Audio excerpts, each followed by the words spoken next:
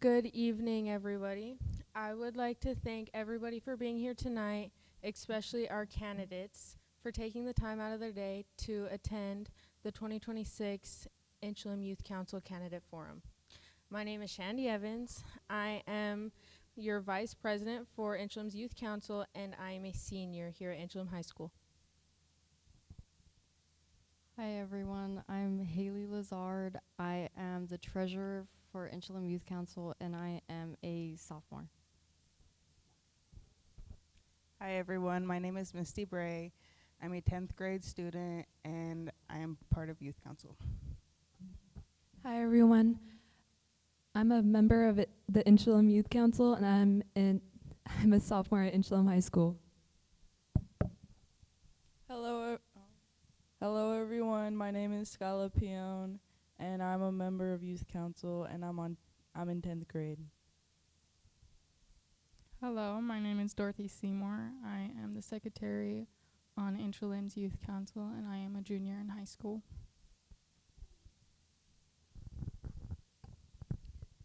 Welcome everybody. I am Melissa Fry. I am the Youth Council Advisor for Inchelium, and I'm going to read the rules.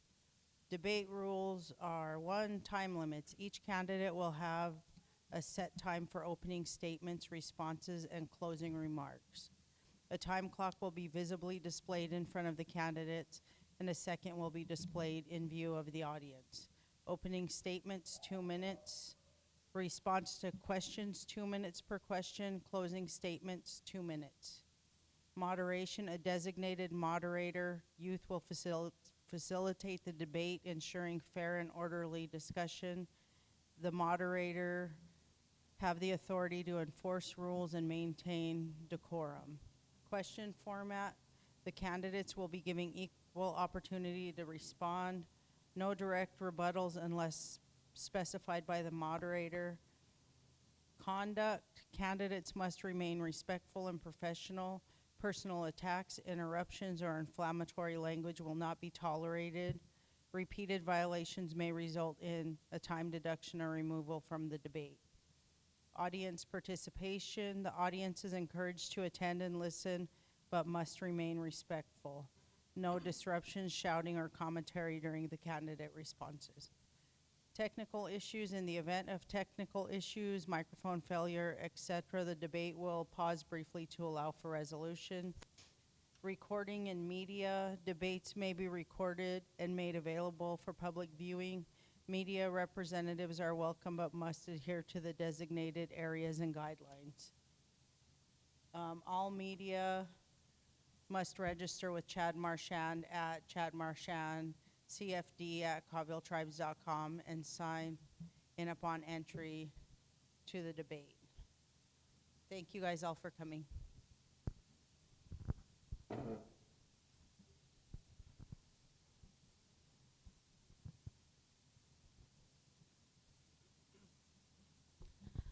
Dana Seymour, you can start your opening statement. Good afternoon, or good evening. I would like to thank the Youth Council for hosting this forum. I love these forums, and the questions that you guys have for us usually are pretty good. I'm here today because I'm running for re-election for the Inchelium district, and I am hoping to continue with my journey on the CBC as your HHS committee chair and continue working for our people. I want to continue working with the North Star and doing whatever I can to continue building and growing our community. Thank you.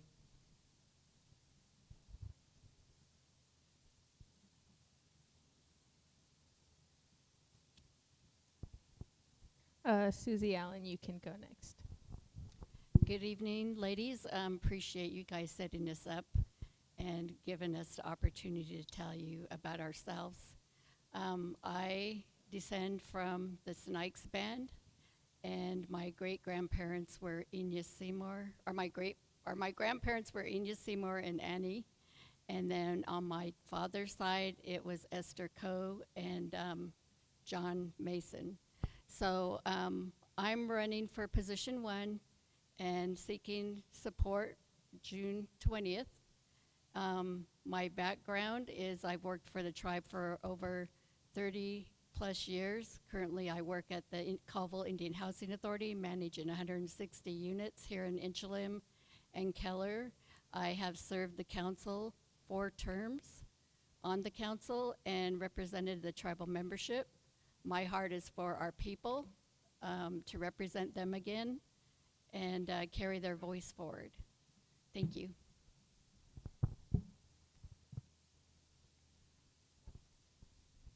Cindy Marchand, you can go next.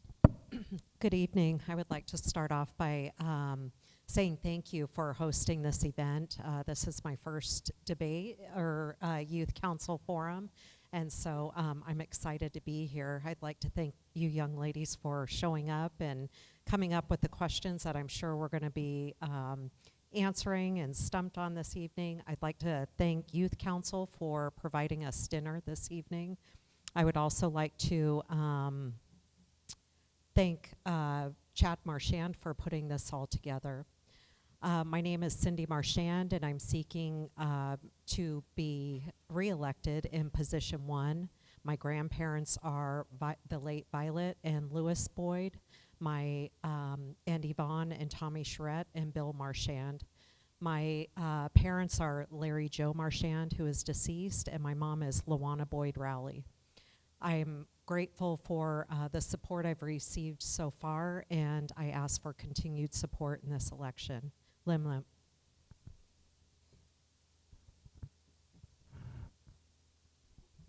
We will now get started into our questions. We will start off with Dana. Everybody will receive the same question. But what is the biggest obstacle you have or will face while being a member of Colville Business Council?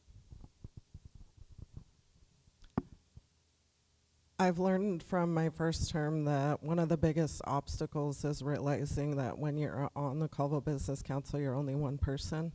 There are 13 other people at the table that you have to work with, and even though there's a lot of things that I want to do, if I can't get the other 13 to agree, or if we can't all come to a consensus, that doesn't always happen. So I think that's probably one of the biggest obstacles that people face, especially when they're new coming into it, is not realizing that. I think realizing that and learning how to work together with the team and working with your division directors and program managers to bring the things to the table that need to be brought to the table, and also bring them to the state and federal level where they need to be in order for you to lobby for funding and different things. But I guess from my standpoint, one of the biggest obstacles has been just understanding that there's 14 people and you're only one of those 14. And I think right now we have a pretty good group, and we've all developed a good relationship, and we've been able to work together. So that's something that's been a really good thing for me. Thank you. Thank you, Dana. We will now go to Susie. I 100% agree with Dana. That's always an obstacle when you have 14 council members at the table and you're making major decisions on any issue or any project going forward on behalf of the membership. You have to learn to get the buy-in from your co-council members and work together collaboratively as a team. And so that's one of the biggest obstacles. You have 13 other council members that are serving with you, but you try to work collaboratively together to get you all in agreement on a certain issue that's going on at the table or a project. So that's would be my answer. Thank you. Thank you, Susie. Cindy? So, great question. Biggest obstacle you have being in the business council. I agree with Susie and Dana that in order to get business done, you do have to have collaboration with your other councilmen, also with your staff. You have to work with them in order to get things done. I think also being on the business council for me, I work more in the natural resource field. I vice chair the Natural Resource Committee and I chair the Fisheries Committee. Sometimes when you're looking at economic development or moving the tribe forward in a way to make money, you also have to balance that with culture and taking care of your natural resources. So you really have to look at the decisions that you're making and how that's going to affect the land, how that's going to affect the people on the land, and what that's going to do for future generations. I also think one of the biggest challenges is collaborating with the community too. You know, sometimes what you may think is right for the tribe, maybe you're off, or maybe you're not listening to your community, and so you may not be representing them in a way that you want to, they want you to be representative. So it's good to be a listener. It's good to take calls, to, you know, sometimes I don't always get back to people, but I do look on Facebook and kind of look at what people are having concerns about. We have a lot of drug issues. We have a lot of, you know, lack of opportunities, our housing. You know, Susie works at housing and probably can attest to that. We just have a lack of it. Folks are living with parents or grandparents, and so there's a lot of issues that we do need to cover. And so being on council, it's prioritizing, looking at those and balancing them in a way with culture and natural resources. Thank you, Cindy. If you could change one thing to make life better for youth in the Colville Confederated Tribes, what would it be? Susie, would you please start? Well, Cindy brought up a good point. Housing is a big obstacle for our families. You know, managing the housing, we have families now that are graduating out of low income housing, and that's what housing was developed for through federal funding for the low income families. So I think if we can break that by developing a course of action with the leadership for those families who are graduating out of low-income housing. And for example, and I mentioned it in my letter, the Inchelium sub-agency has been sitting idle for over 15 plus years. The only thing that needs to be done is remove the asbestos out of those homes and demolish them, and then build housing lots for those families that need to buy land or need the, you know, want to buy the lot and put a home on there, stick-built or manufactured home. You know, that's breaking the barrier for housing for our membership. And it's critical because, you know, our members really want to get housing. They want to get out of Colville Indian Housing Authority, and I think if we can break that barrier for the tribal members by developing those lots, and then what you do is when they buy the lots, you put them in a revolving account, and then you keep that account going and keep building those lots. And can you repeat the question again, because I might have got off. If you could change one thing to make life better for the youth in the Colville Confederated Tribes, what would that be? I think housing's a big one. That's a big issue for all tribal members, so I'm going to stick with that. Thank you. Thank you, Susie. Cindy? Okay, I'm going to repeat the question. What is one thing that you would change for the youth and members on the Colville tribe? Or can you repeat the question, please? If you could change one thing to make life better for the youth in the Colville Confederated Tribes, what would that be? I would have to say opportunity. Sometimes with our rural locations and kind of a lack, we have 4 districts, and so having opportunities in every district for people to live, to make a living wage, for people to own their own homes, for folks, for our youth to have things that will keep them busy and keep them engaged to where they're not turning to drugs or alcohol or negative behavior. Having more of those opportunities or choices is a big one for me. Sometimes I'm not sure. I'm glad for the North Star that we're able to be engaging with the youth such as yourselves so we can hear from you about what youth need. We can learn more about how to engage with the youth. And as far as for the membership, again, to provide jobs that they're able to live off of, wages that they're able to live off of, opportunities for housing that they're able to own their own home and support their own family. And so those are the things, I think, just opportunities. And again, with the youth, I'm a little bit stuck on that, but we are hearing more with the North Star. Thank you, Cindy. Dana, you're up. So Cindy touched on it a little bit, and I'm going to go a little bit deeper into it. I know not a lot of people know what North Star is, but that's exactly what North Star, the intention of North Star is to create healthier communities for our youth, and that's why I've been so devoted to the North Star initiative, is because it's about creating those healthier communities, providing positive outlets for our youth, whether that be, they've planned events for not just for the youth, but for families. They're looking at extending community center hours. They're also looking at, the possibilities of the other programs. How do we make those programs fit to where they fit the youth's needs more?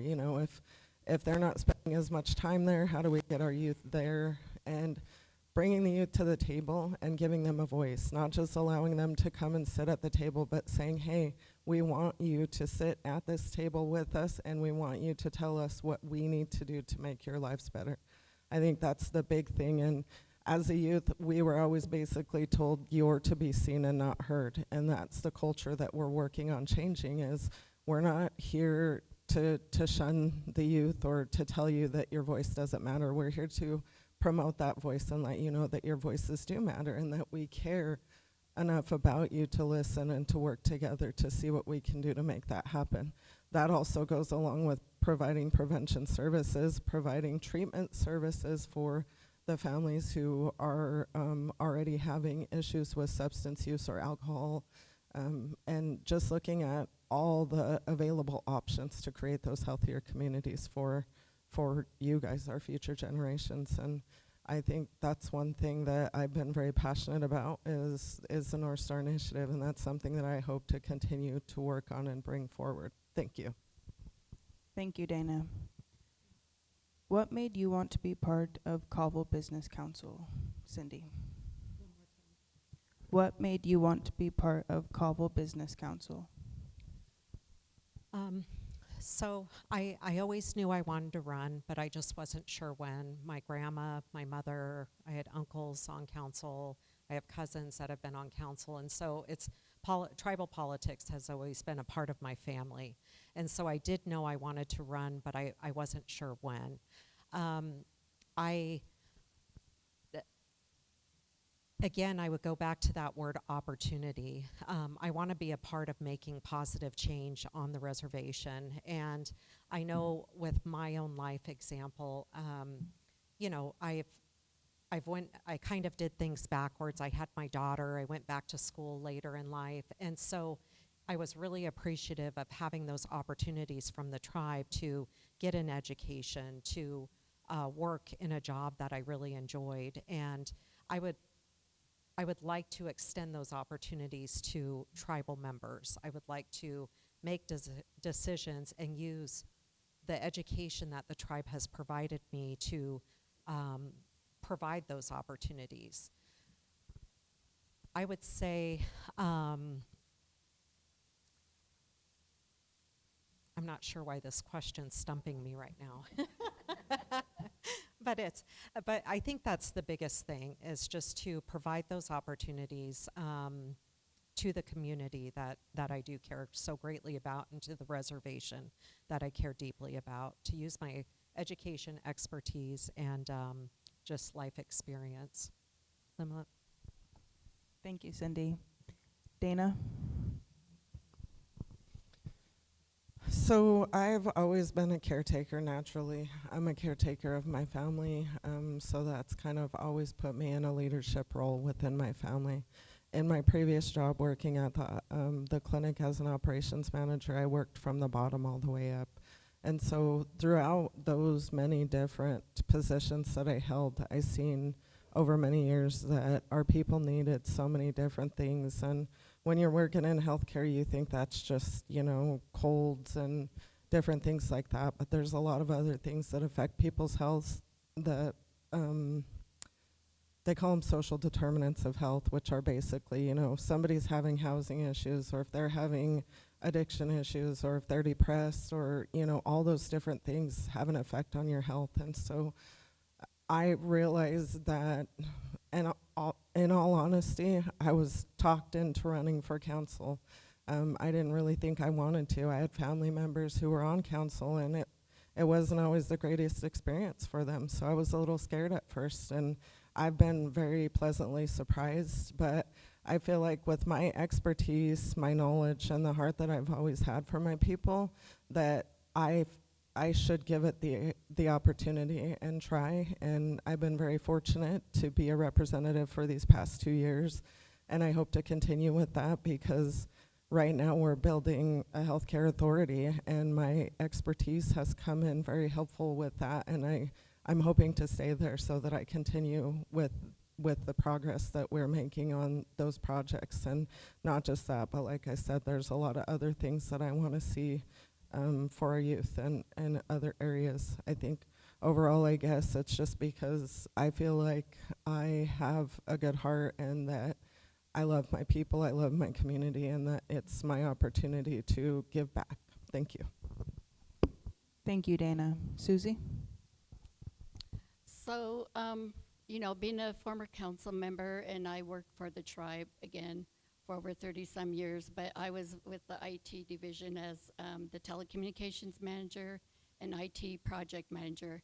At that time, the tribe had done an assessment on our mountaintops. We needed to know who was up there. They were taking advantage of this tribe back then, and so that's one of the reasons why I decided to run, because of, one, to stop these outside companies from taking advantage of our tribe on those communication leases, and two, because I love our community, I love helping in our community, I donate to our community, but the biggest thing is my heart's for the people, and I want to be at that table again to make those decisions, keeping them first and foremost up front when decisions are made. So, like, I'm going to bring up the elephant in the room, the council's raises. I don't think that was right. We're in a bad situation with Trump being president, and so this is one of the reasons why I'm stepping up, because I think, in all honesty, that resolution should be brought back to the table and a revote be taken. I don't feel it's right that our leadership made that decision when we have other things to do. And then now we have the Pendleton blanket issue for the college and high school graduates. You know, they've worked hard, going to college, lived on a shoestring budget. They've struggled, but they're getting it done. They're getting their degrees. They deserve better. They deserve those Pendleton blankets. So that's another issue that doesn't sit well with me. And I'm not saying nothing bad about Cindy or Dana, but that's why my heart is for the people. Thank you. Thank you, Susie. How would you handle important last-minute decisions? Dana?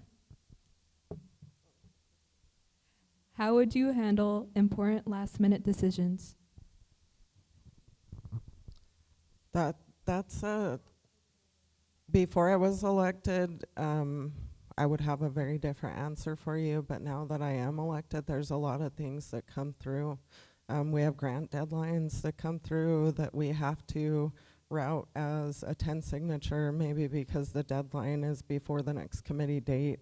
And so what I try to do is best educate myself, which is read through the documents that are available. And if I have questions, I ask whoever is coming forward with that decision that needs to be made. So I guess all in all, my answer to that would be that I work hard to educate myself before I And sometimes that's on the fly, you know, you've got a little while to make those decisions. So I try my best to research. That's kind of how I've gotten to where I'm at in life, is I do a lot of research and look into a lot of things to help make sure that I'm educated. But ultimately, I rely a lot too on our professionals and our people who are the experts in those areas to ask those questions too. Thank you. Thank you, Dana. Susie? You know, that's true. You have to rely on your expertise that are working for our tribe on any last minute decision. You know, you got to war game it with your leadership. You all work collaboratively together to make a decision what's in the best interest of the tribe. So again, it's relying on your people that have the expertise in that whatever area it is that you're making a last minute decision on. You got to have all the information before you and review it and look at it and discuss it. Thank you. Thank you, Susie. Cindy? Thank you. I appreciate the question. Important last minute decisions and how to handle those. That's basically being on council. We have a lot of decisions that come up last minute that we do need to make quick decisions on. I agree with Dana and Susie that you listen to your experts, you research the topic, you try to do the best you can in the limited amount of time that you have to make that decision. Also, if you notice, I'd add even further to that, that if you do notice a trend in the last minute decisions from a certain department or a certain subject area, then you go back and you look at what is going wrong within that system. What do you need to change to where you're not making last minute decisions like that all the time? And we have that come up quite frequently with maybe a program or maybe some sort of policy, and that's where you go back and you make changes to where you're not having to do last minute decisions all the time. So again, listen to your experts, the programs, listen to your coworkers, the other people on council, and what their advice is, especially if they've worked. I haven't worked a lot in the health field. Dana has. I would definitely look to her for information on that, and then also the information that's provided us. Lima. Thank you, Cindy.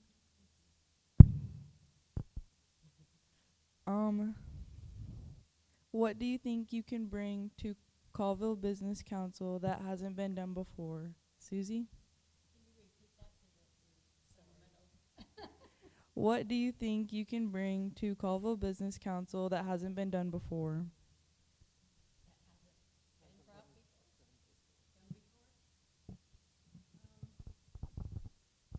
Well, I think a leadership certification course is needed for our entire organization.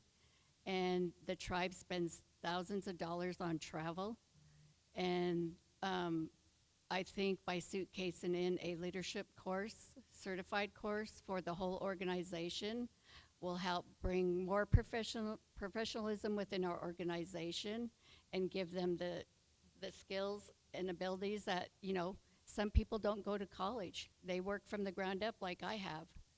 And so I think that's a critical need for our organization, for the employees and managers, directors, even the council leadership. You know, we could all benefit as a tribe to suitcase that in and keep the money within the tribe by bringing that expertise to the tribe. I feel that's a critical need for our tribe right now. And, you know, and try to boost, I'm enthusiastic about it, but try to boost the morale of the employees and give them the opportunity to grow through a leadership course, you know, up in upper management as they grow within the tribe. I think that's a critical need. And what was the other part of your question?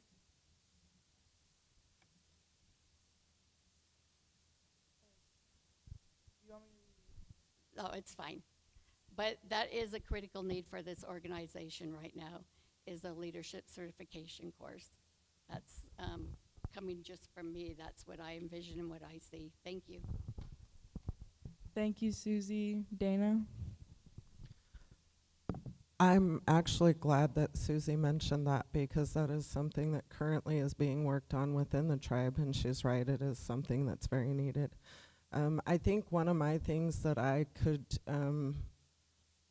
one of the things we're working on right now is creating a healthcare authority. That's never been done within the tribe. We've 638'd our Nispelum clinic. We're working on 638ing our joint venture clinic in OMAC as soon as that joint venture is given the go-ahead to open.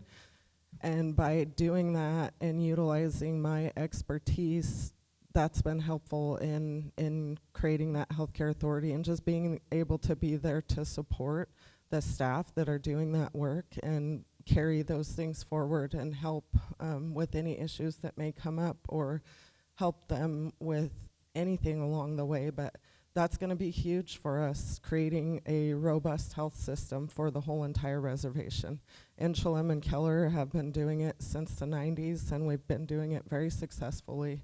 I was grateful to be a part of that team for many years and bringing my knowledge to the table and helping with the healthcare authority that we're creating right now.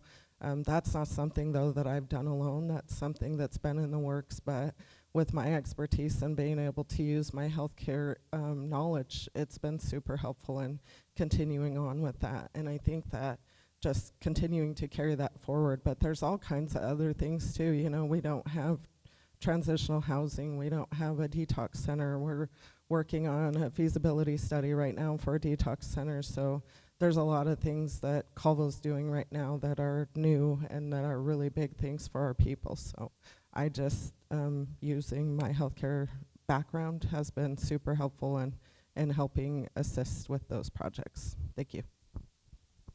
Thank you, Dana. Cindy? Thank you. That's a great question. I'd like to start by saying, me individually, I don't think I can do things for the tribe. Again, you know, there's 14 of us, and so being a part of that team is really important. But is what I do want to touch on is that currently the 14 council, we decided at our last strategic meeting that we wanted to be a tribe that is taking care of our elders. We recently, or not recently, I guess it's been almost a year now, took a trip to Southern Ute tribe, who is pretty financially stable. They obviously don't have 9,300 tribal members. They have like 1,500, 1,800, I think.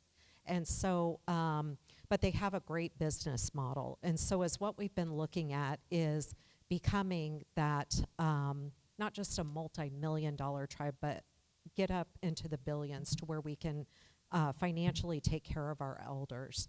And so I think your question was, what can council do that hasn't been done before?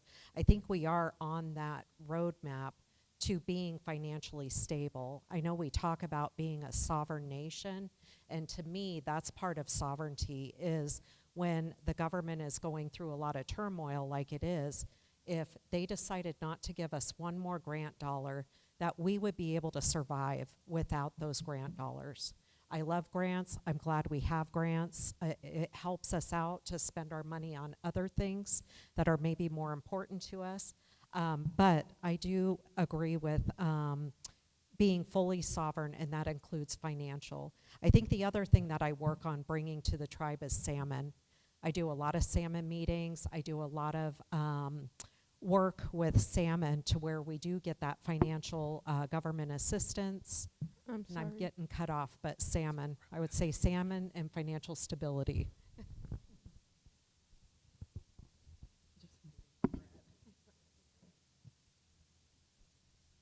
Thank you, Cindy.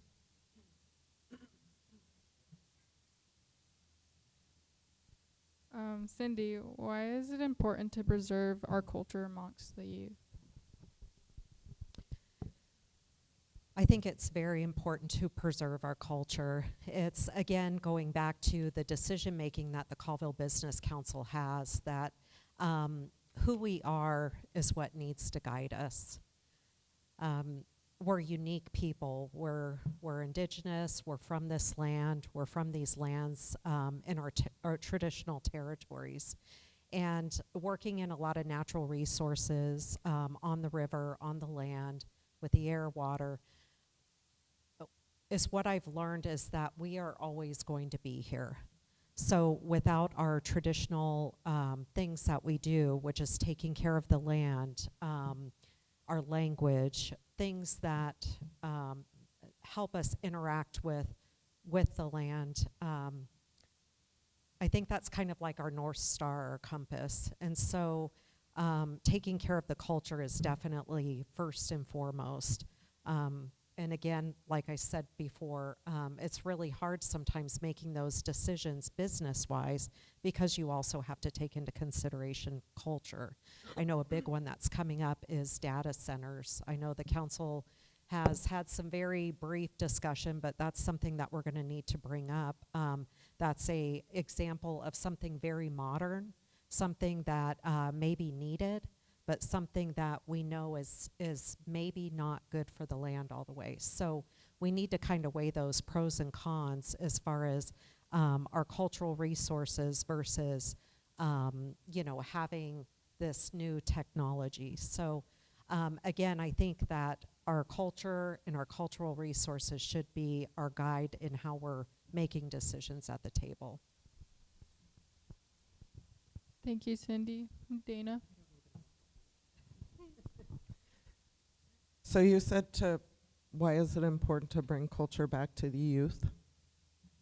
So, yeah, bringing did you say youth? Why is it important to preserve our culture amongst the youth? Amongst the youth. So bringing culture back to me equals identity or a sense of belonging. I remember being a kid and being really lost because I didn't know a lot about our culture, and a lot of that we can link back to boarding schools. You know, our family lost a lot of our cultures and traditions with boarding schools because my grandparents didn't teach my parents anything regarding those cultures because of those days. I think it's important because when you teach those cultural lessons, you're also teaching the kids what our resources are for, why it's important to take care of them, and how to continue taking care of them. And also to remember that these resources, we're taking care of them so that they're here for the next 7 generations. You know, they're not just here for the current youth, they're here for 7 generations forward. So not just my grandkids, your grandkids, the next grandkids. So I think it's important to teach that culture so that our youth understand when they're out there and they're doing things in life that they always need to be respectful, and they need to take care of their elders, they need to take care of their resources, and that they have a place where they belong and that they're special because of those cultural ties that they have. I think that's one thing that we're really blessed for being Native American, is being able to walk outside and enjoy the beauty. But I think a lot of people don't realize just how lucky we are to have that and why it's so important to continue to take care of those things. And so I think bringing, the canoe journey back, I love to see that. I love to see our youth doing the drumming, the classes, the different things that are happening at the school. And I think that it's amazing to see how much work people are putting into bringing those things back. But to me, it's very important because it's your identity. Thank you. Thank you, Dana. Susie? So, growing up with my parents and my mother, she could speak the language very well, but because of boarding school, she quit talking the language. So it was very hard to get her to teach us as kids. But now I look at all the individuals who are going to get certified language Salish teachers and what they're bringing here to the community for you youth and teaching you about our language. I see in the future that we're going to have more kids in each reservation community speaking the language. And you guys we're handing off our reservation to you as our next generation to take care of Mother Earth, to take care of our plants, to make sure that we're preserving all that we can traditionally that our elders fought for back in the day. And especially during termination era of our tribe, there were people wanting to terminate our tribe, terminate our cultural rights to our land, to our trees, to the air, to everything. So cultural preservation, the youth, for you as the youth, it's the teachings that are handed down by your family members or by our tribe, and teaching you about how to teach you guys how to preserve for the next generation after you too as well. Because I look to all of you ladies, at some point in time, you're gonna be sitting at this table. One or two of you are gonna be right here in this seat, answering the questions like we are. But cultural preservation for the youth and teaching you about it is key for preserving our language, our culture, and our natural resources. Thank you, Susie. How would you strengthen the connection between education and future job opportunities for tribal youth? Dana. There's a lot of different programs right now that are being worked on that are getting CTE credits. So like the forestry program we have here. I would love to see us do more vocational programs as well. We encourage kids a lot to go to college and to continue on once they're done with school, but not all kids are good at school, and so we need to look at vocational programs as well. And I am on the Spokane Community Colleges Advisory Board as an alternate delegate, and one of the things that we've been working on is working with the school to see if, and I believe they've connected, so they're working with the principal here to see about space so that they can look into providing vocational programs, because right now we have Running Start, which has been amazing and has really grown within our community. I go over to the college when I'm invited, and to see the growth there from when I went there, it's awesome. And to see how many of our kids continue on. But I think my biggest thing would be to continue building those relationships with the universities and providing those opportunities to our students to be able to do field trips to the colleges, career fair days like the one we had recently. And one of the big things I appreciated with North Star doing that was most of the people that they invited to that career fair were people who grew up here. And a lot of them, I think most of them graduated from here in Inchelium. And to me, that's powerful to show our youth that these guys can do it and so can you. So I think that's probably all I have to say about that, but also just focusing on vocational and not just college. Thank you. Thank you, Dana. Susie? So the tribe has the TARO program, Tribal Employment Rights Opportunities.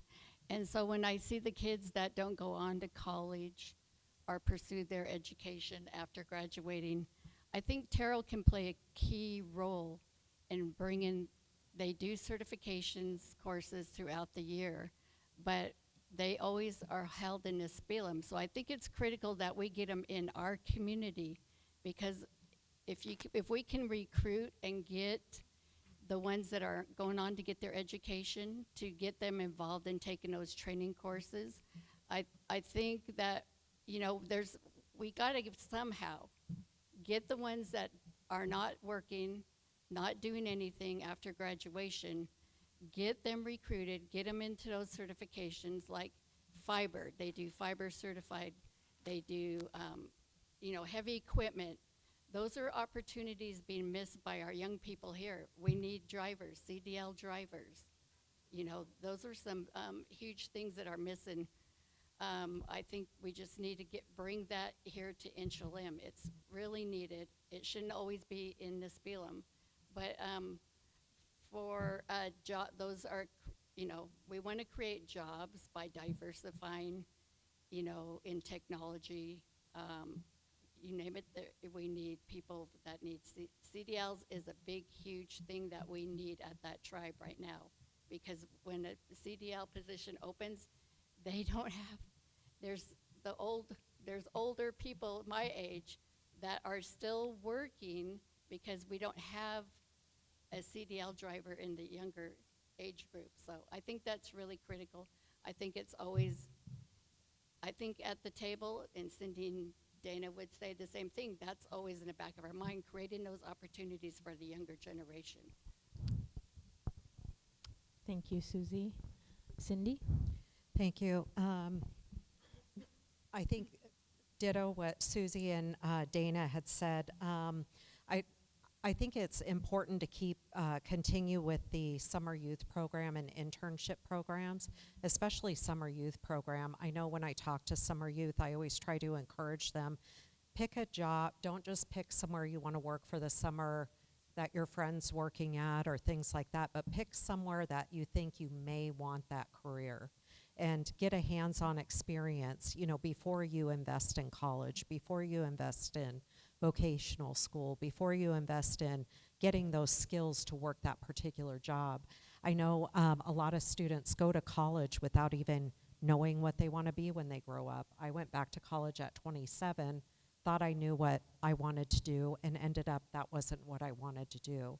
And so I would encourage students to really get job opportunities, volunteer opportunities, things like that too, before you get your education and figure out what you want to do, and maybe tie it into things that you love, things that you like, so you'll enjoy your job.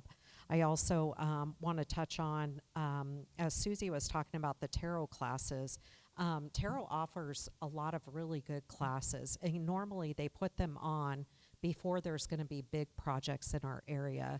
So I think that continuation of working with tarot and businesses in our communities, whether it be in Omak, Nispelum, Cooley Dam, Inchelium, Keller, that we work with our businesses in order to find out what's needed and then maybe use that to develop skills for folks that aren't sure what they want to do, or maybe are interested in that job opportunity but don't have the skills.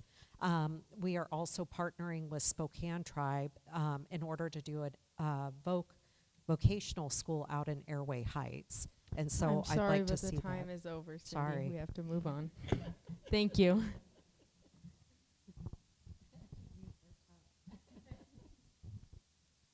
Will you commit to including youth in real... Dana, we're starting with you. Will you commit to including youth in real decision making roles, not just advisory ones? And if not, why should they trust leadership to represent them? That's a really good question. One of the things that I have been asking about, because I really want to see, is our youth council to have that format to be able to bring the issues that you guys are seeing there, that you guys are facing, to us as council, whether that be quarterly meetings with us and you guys bring forward resolutions or actions that you would like to see us take, and we work together to see how we can make those actions happen. Sometimes with the understanding that there sometimes are going to be times where they might not be able to be changed. There's laws or, different things for reasons, but I would love to see that. I would love to see the engagement between the youth and council. And I think our current youth council can probably attest that that's, I love the interaction and I love working with you guys, and I love to encourage you guys to continue with what you're doing and bringing the issues forward to us. I think just as soon as we can figure out how to get that format, that's something that I would love to see, because I think that's something for you guys at the youth council level to be able to me, what we're doing is teaching you guys how to be where we're at right now.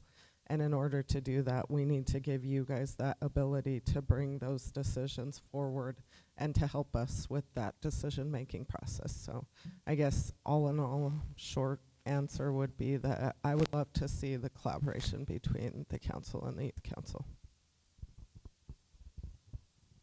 Thank you, Dana. Susie? So years ago, I had the opportunity to take youth to Sandpoint, Idaho, to a youth leadership camp. And what was really awesome at that camp was we had over probably 50 youth. And they gave the scenario as if the youth were the council members, and they had to go over the budget, they had to go over how they're gonna preserve the natural resources, what was gonna be harvested, and it was so neat to see those kids. They all jumped in, they were split up in their own youth council groups, they represented each tribe, and when they came together and presented what their budget would be, how they were gonna manage their resources, all of that. And I think the youth council, that's something you folks might wanna do. And then I welcome you anytime to come to the council table. If I was reelected, I would want you sitting there. If we're making a decision that impacts you, then I want you there at the table. I wanna hear what you have to say, what your comments are, what your ideas are, what your strategy is for helping us to help you. So I think, we've got to do more with the youth. I love what's going on with the North Star Initiative. I love seeing the youth councils that have been created. But I think, we need to give you guys the opportunity to sit at that table and make the decision with our leadership on key things that could impact you. And not only you, but our elders and our whole tribal membership. Thank you. Thank you, Susie. Cindy? Thank you. I agree with Dana and Susie 100%. Again, I've brought up that word opportunity a lot, and we need those opportunities for our youth. I think as Dana had said earlier, and Susie, that you all are our next leaders. And also tying into that word opportunity, I can be one of 14 that makes decisions at the table, but it doesn't matter if it's not the right decision of things that you need. And so I really appreciate the North Star Initiative. I appreciate being involved in youth council. You all were at our district meeting the other night.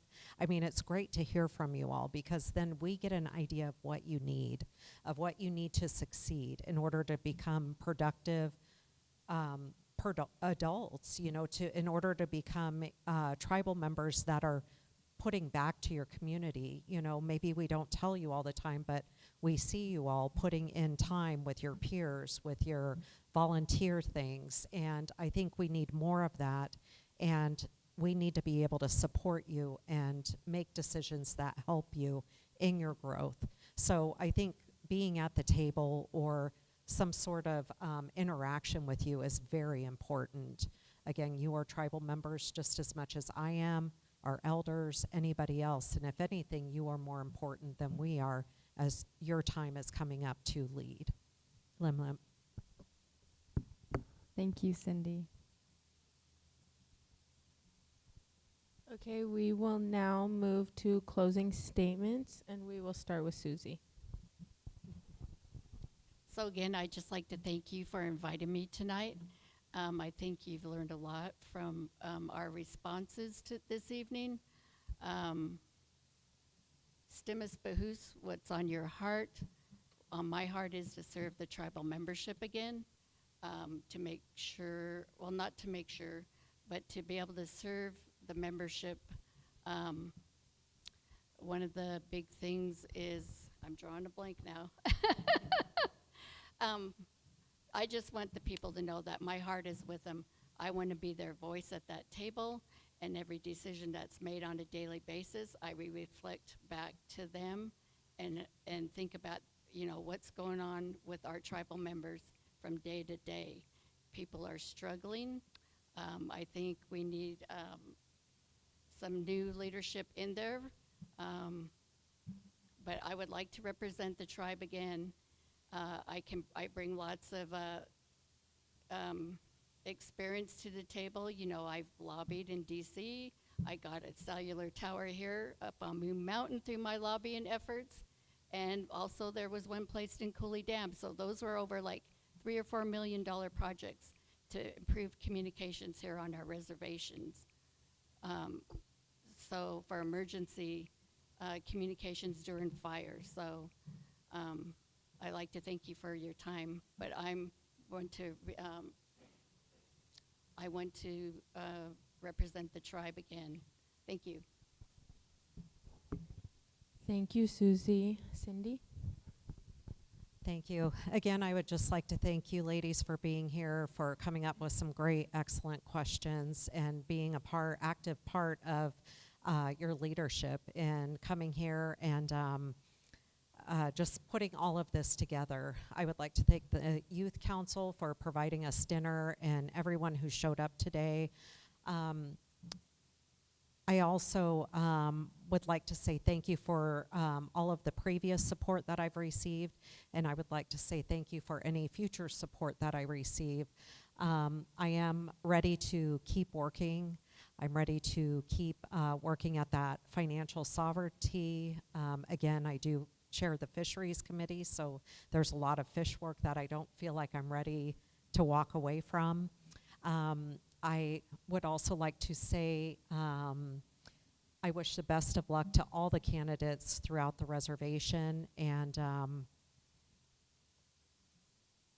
I'm drawing a blank now too. Thank you. Thank you, Cindy. Dana?